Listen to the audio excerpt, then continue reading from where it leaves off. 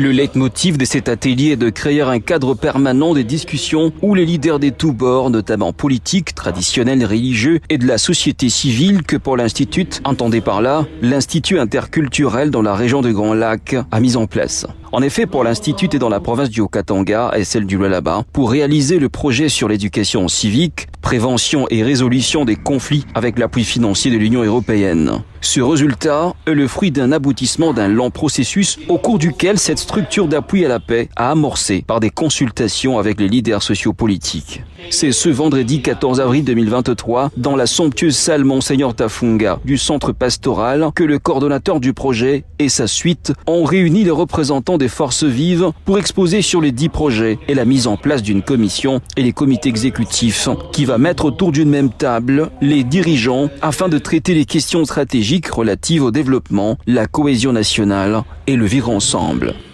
Nous sommes une ONG, nous travaillons avec des financements qui peuvent se couper à tout moment. D'où l'idée de mettre en place des structures qui seraient durables. Au niveau communautaire, on a mis en place des noyaux de paix dans le marché, au niveau des quartiers. On a des clubs de paix dans les écoles, dans les universités. Et maintenant, on a cette commission qui va être opérationnelle au niveau provincial.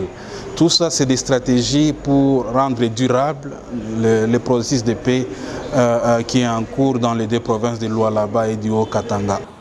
Les panélistes ont tour à tour parlé sur l'étude réalisée dans les provinces du Haut-Katanga et du Lualaba. La mise en place de la commission provinciale vient concrétiser cette démarche qui vise à contribuer à la consolidation de la paix, prévention des conflits, l'approche des responsabilisations des tous dans le processus de construction de cette paix dans ce cadre permanent d'échange entre fils et filles de la RDC.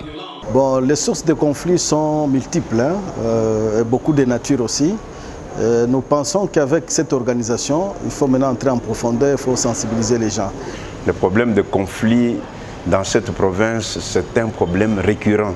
Et surtout à la veille des élections, et c'est tombé vraiment à point nommé. Il faut dire que c'était en présence des représentants de l'Assemblée provinciale du Haut-Katanga et celui du ministre provincial de l'Intérieur.